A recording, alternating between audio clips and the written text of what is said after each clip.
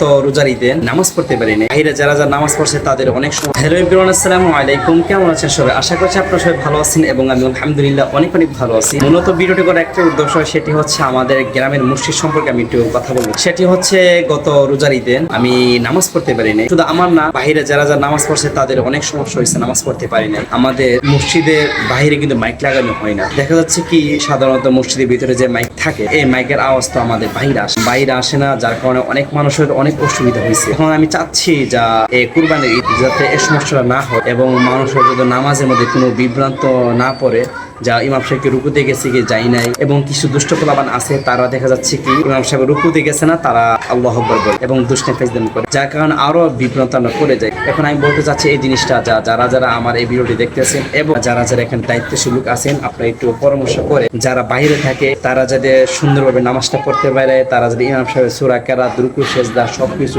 শুনতে পারে, আপনারা বাইরে একটা মাইকের ব্যবস্থা করে দিবেন। তবে আমি আপনাদেরকে বলবো, যারা যারা এই ভিডিওটি দেখতেছেন, আমি জানি যে আমার গ্রামের অনেকে আমার ভিডিও দেখে থাকে, আমি বলবো যে আপনারা যদি কেউ যদি দেখে থাকেন ভিডিওটি শেয়ার করে দিন, এবং কোনো দায়িত্বশীল লোক দেখে থাকেন আলহামদুলিল্লাহ। তাই আমি ভাবলাম যে এইখানে একটা কথা বলার আমার দরকার, যেহেতু সামনাসামনি বলতে পারতেছি না, তাছাড়া আমি যেহেতু ব্লগ করে থাকি সবসময়, আমি ব্লগের মাধ্যমে অনেক শেয়ার করে থাকি, ভাবলাম আমার এই জিনিসটা শেয়ার করা যেতে পারে। আমি রোজার ঈদে একটা ব্লগ করছিলাম, তো এই ব্লগে আমি শেয়ার করছিলাম, কিন্তু ব্লগটা আমি আমার ইউটিউব চ্যানেল ছাড়া হয়েছে, আমার ফেসবুক পেজে ছাড়া হয়েছে। ভাবলাম এখন যে ভিডিওটা করতেছি আমি এটা ছাড়বো হচ্ছে আমার আইডিতে, যেহেতু আমার আইডিতে গ্রামের সবাই আমার সাথে অ্যাড আছে। তো যাই হোক, কথা হচ্ছে ভিডিওটি মূলত এই জন্য করা। তাছাড়া আমার কথাতে কোনো ভুল ত্রুটি থেকে থাকে তাহলে আপনি ক্ষমার দৃষ্টি দেখবেন। আজকের মতো ভিডিওটা এ পর্যন্তই।